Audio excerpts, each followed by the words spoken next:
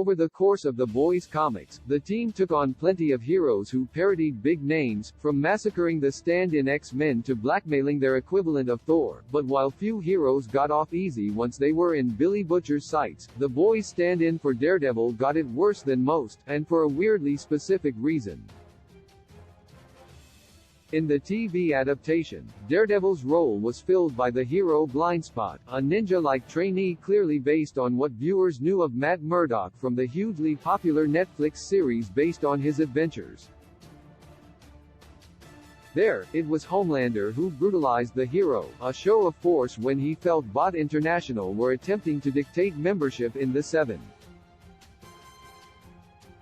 In the comics, however, the Boys' version of Daredevil is dealt with even before the series starts, and was in fact one of Butcher's first and most gruesome victims.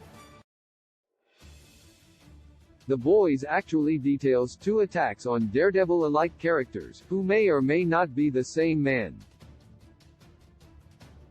In the prequel miniseries Butcher, Baker, Candlestick Maker, the final issue sees Butcher setting about a rich suit with a crowbar, mocking his pleas for mercy by saying, "I thought you was meant to be the bloke without fear."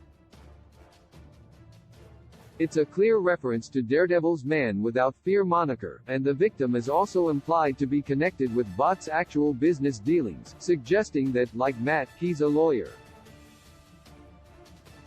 Butcher also reveals he's attacking this suit because his antics blinded a cop, asking him if he can still see, as a clear meta-reference to the blind hero of Hell's Kitchen. This Daredevil suffers a brutal beating, partly to punish him for his sins, but mostly to send a message. This story takes place when Gregory Mallory and Billy Butcher were just starting the Black Ops team that would come to be known as the Boys, and they leave the Daredevil stand-in with a clear message that when a soup steps out of line, we're what happens.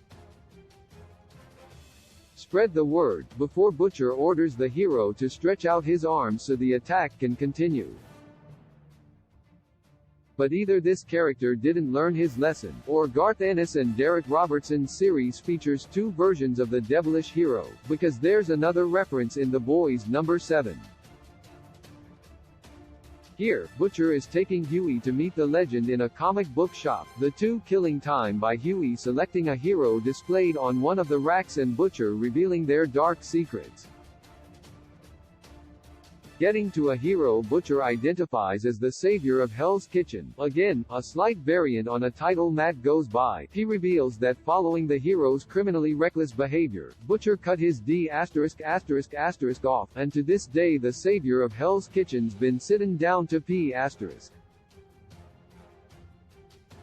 This is an extreme punishment Ennis had used before in his Preacher series, targeting Herr Starr, a former Nazi whose increasingly severe injuries were a dark running gag in the series.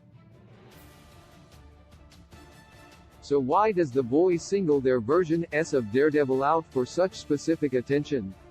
In the world of the story, his crimes are brutal and Butcher is looking to make a statement, but outside the world of the story, it's likely Ennis was carrying over a grudge from his work at Marvel. There, Ennis spent a lot of time writing Punisher, casting the grim vigilante Frank Castle as a dark Avenger cut from different cloth to the silly, moralistic heroes who populate the world around him. Given Daredevil's prior links to the Punisher, he became something of a recurring example of why superheroes were too simplistic for Ennis' dark take, most famously in a scene recreated in Daredevil's TV series where Frank creates an elaborate trap where Matt will have to shoot and kill him to stop him killing a criminal, arguably exposing the failures of black and white morality in a more realistic world. It certainly seems like with all of Marvel and DC to parody in The Boys, Ennis couldn't resist resurrecting this old grudge for his very own version of Daredevil. And then coming back for seconds. With a gentle touch you tell